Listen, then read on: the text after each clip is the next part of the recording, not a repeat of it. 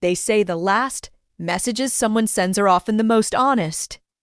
And if the texts allegedly shared by Charlie Kirk's sister are real, then what they reveal isn't love, loyalty, or certainty.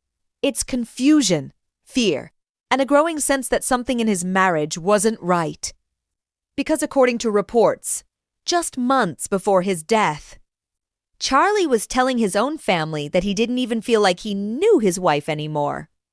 And that raises a disturbing question no one seems eager to answer. Was this marriage truly a matter of fate? Or was Charlie under pressure long before anyone realized? Before we go any further, take a moment to like this video. It helps more than you think.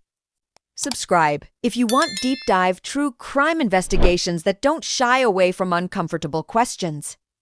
Share this with someone who follows this case closely. And in the comments, tell me your thoughts as we go, and let me know where you're watching from. Because once you see what allegedly came out of those final texts, it becomes very hard to believe this story is as simple as we were told. From the outside, Charlie Kirk's life appeared carefully constructed, a rising political figure, a growing organization, and a marriage that many described as perfectly timed and deeply intentional. The public narrative has always been straightforward. Charlie met Erika through work. They connected intellectually, shared values, and what began as a professional interaction quickly turned into a personal relationship. Their marriage was presented as the natural next step, a union built on faith, purpose, and mutual respect. In interviews and public appearances, Charlie often framed their relationship as something almost destined. To people aligned in worldview, brought together at the right moment, moving forward with clarity and conviction. And for a long time, that story went largely unchallenged. There were no public scandals, no visible cracks, no indication that anything behind the scenes was unraveling. To supporters and observers, the marriage symbolized stability, a grounding force in an otherwise demanding life. But true crime investigations often begin exactly here, with the version of events we're meant to accept without question. Because while the public was hearing one story, something very different may have been unfolding in private. And according to reports tied to Charlie's own family, the image of certainty and control didn't match how he was actually feeling near the end. The shift didn't come from a press conference or a public statement. It came quietly through reports that Charlie Kirk's sister had access to private messages never meant to be seen outside the family. According to multiple accounts circulating online, these messages were allegedly sent by Charlie in the months leading up to his death. And what stands out immediately is the tone. Not anger, not drama, but disorientation. In one message, Charlie is said to have admitted that he didn't feel like he knew Erika anymore. That something about her had changed. That the person he married no longer felt like the person he was living with. If true, this matters, because it directly contradicts the public image of a man fully confident in his personal life. These weren't messages written for an audience. They weren't performative. They weren't political. They were private, emotional, and reportedly shared only with someone he trusted enough to be honest with. And that's what makes them unsettling. Because when someone begins expressing this level of confusion about their spouse, especially someone whose public life depends on stability and optics it suggests, internal conflict that's been building quietly for a long time. What's also important here is what the texts allegedly don't say. There's no mention of public controversy, no external enemies, no dramatic event. Just a slow realization that something felt off, and that he couldn't quite explain why. At this point, it's critical to be clear. These messages are alleged. Their full contents have not been officially released, and interpretations vary. But even as allegations, They introduce a version of Charlie that the public never saw, one who was questioning his closest relationship, while still presenting certainty to the world. And once that door opens, it leads to a much deeper question. When analyzing alleged private messages like these, the reported tone of Charlie's texts is not impulsive or reactive. Instead, it reflects something far more concerning, a slow erosion of certainty. This is the language of someone trying to reconcile to conflicting realities, the life he's presenting publicly and the relationship he's living privately. Expressions like "I don't even feel like I know her anymore" are not casual. Psychologically, they often appear when trust has shifted or when someone feels a loss of agency within an intimate relationship. It suggests emotional distance, confusion, and a sense of being outpaced by changes he didn't initiate. What makes this more striking is the timing. These alleged messages surfaced during a period when Charlie was under immense external pressure, professionally, politically, and financially. In those situations, personal relationships often become either a refuge or another source of stress. And according to these reports, his marriage may have fallen into the second category.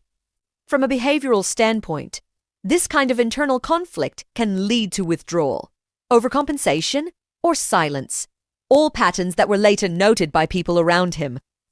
Outwardly, Charlie continued to perform his role.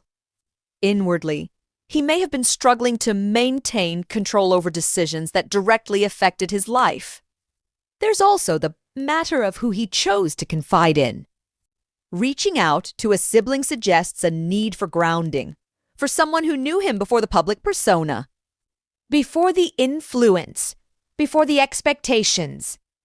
That choice alone indicates that whatever he was feeling, he didn't believe it could be safely expressed elsewhere. None of this proves wrongdoing, but it does establish something crucial, a psychological environment where pressure, imbalance, and uncertainty were present.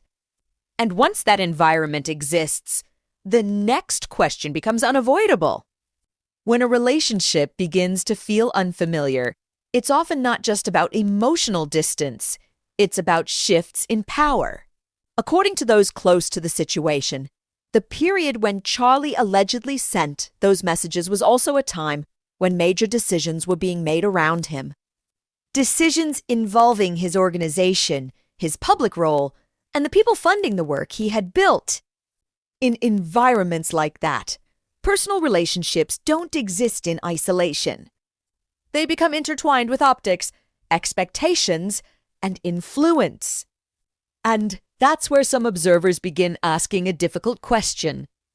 Was the marriage purely personal, or had it also become strategic? There has been online speculation that Charlie was under growing pressure to conform, to stabilize his image, and to present unity at a time when tensions behind the scenes were escalating. In those scenarios, a spouse can unintentionally or intentionally become part of a larger structure of control. That doesn't mean manipulation. It doesn't mean intent. But it does mean leverage. If a person already feels cornered professionally, and their closest relationship begins to feel directive rather than supportive, the psychological weight compounds quickly, especially when decisions start being made for them instead of with them. What makes this especially concerning to some is the alleged timing. The doubts expressed in private messages appear to align with a period when Charlie's autonomy, both personally and professionally, may have been narrowing. Again, it's important to be precise here. There is no verified evidence proving the marriage was forced or orchestrated. But the question persists because of how frequently power, pressure, and proximity overlap in high-stakes environments. And in true crime analysis, patterns matter not as proof, but as signals. On their own, individual moments in this story can be explained away. Coincidences happen, timelines overlap, payouply chained. but in true crime analysis. It's not the individual pieces that raise concern, it's the pattern they form when placed side by side. Observers have pointed to a sequence of events that feel increasingly compressed. A professional connection that quickly became personal. A marriage that moved forward during a period of escalating external pressure. A shift in internal dynamics that reportedly left Charlie feeling uncertain and disconnected. And then, not long after, his private doubts coming to light. None of these elements prove intent. None of them confirm orchestration. But together, they form a pattern that feels accelerated.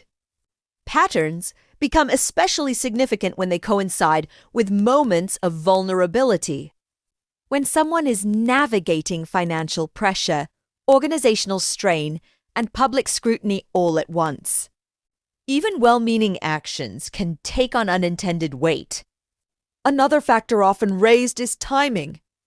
The alleged private messages don't appear at the beginning of the marriage, but later, after roles, expectations, and influence had already settled into place.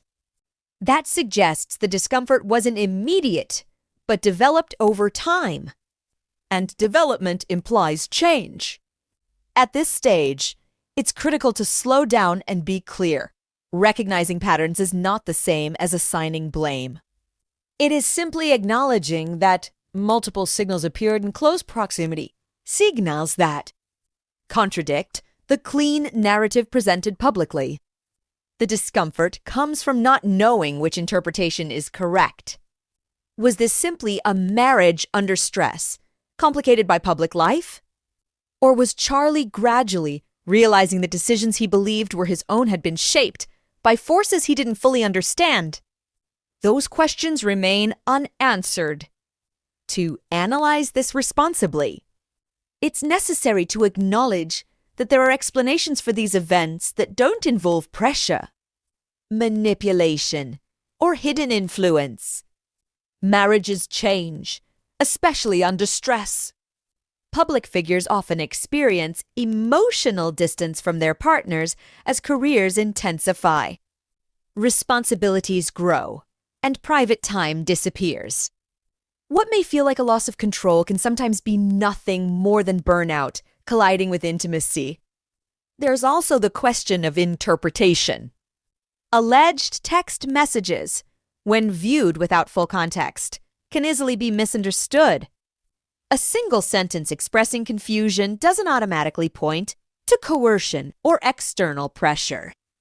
It may simply reflect a moment of vulnerability shared privately and never meant to carry larger meaning. Another important point is grief itself. In the aftermath of loss, narratives often reorganize around pain. Family members process events differently, and memories can take on new weight as people search for understanding or closure. That doesn't make those perspectives invalid, but it does mean they are shaped by emotion. Skeptics also argue that attributing strategic motives to personal relationships risks oversimplifying complex human dynamics. Not every uncomfortable feeling has a hidden architect. Not every coincidence is coordination. These counterpoints matter because they remind us of something essential.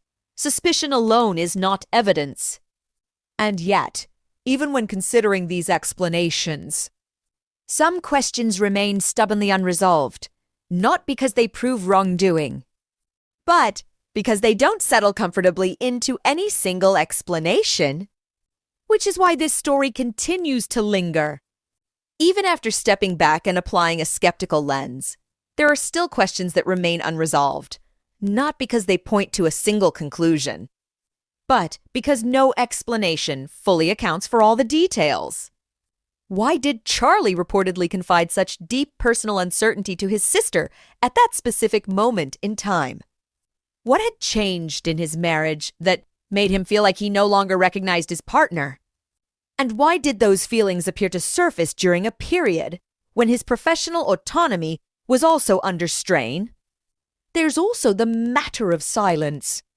If these messages truly reflect a growing internal struggle, why was there never a public acknowledgement of that tension, not even in vague terms? Was it simply a desire for privacy, or was there pressure to maintain a unified image at all costs? Another lingering question involves timing. The alleged texts didn't emerge immediately. They surfaced later, after everything had already changed. That delay raises questions about who knew what, and when and why those details remained private until now. And perhaps the most unsettling question of all is the simplest one. If the public narrative was accurate and complete, why do these private doubts feel so incompatible with it? None of these questions accuse. None of them assign guilt. But they also don't disappear just because they be uncomfortable. In true crime, it's often the unanswered questions, not the answers, that signal where deeper truths may still be buried. There may come a day when more context emerges, when private messages are fully understood, and when the gaps in this story finally close. But for now, they remain open. A marriage presented as inevitable. Private words that suggest uncertainty. Pressure that may or may not have crossed the line into influence. What's clear is that the version of events we were given doesn't fully account for the emotional reality hinted at in those final texts. And in true crime, when two realities exist side by side, the public one and the private one, the truth usually lives somewhere in between. Something about this story feels unfinished. Something doesn't sit right. And until the unanswered questions are addressed, they will continue to echo. If you've made it this far, share your thoughts in the comments. Do you think this was simply a marriage under extreme stress, or do you believe there was more pressure involved than we being told? Because sometimes, the most important part of a case ISN to what we know. It's what we're still not allowed to see. I'm Detective B.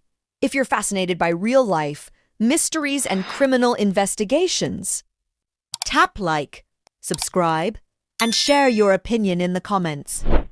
I'd love to know where you're watching from and what you think about today's case.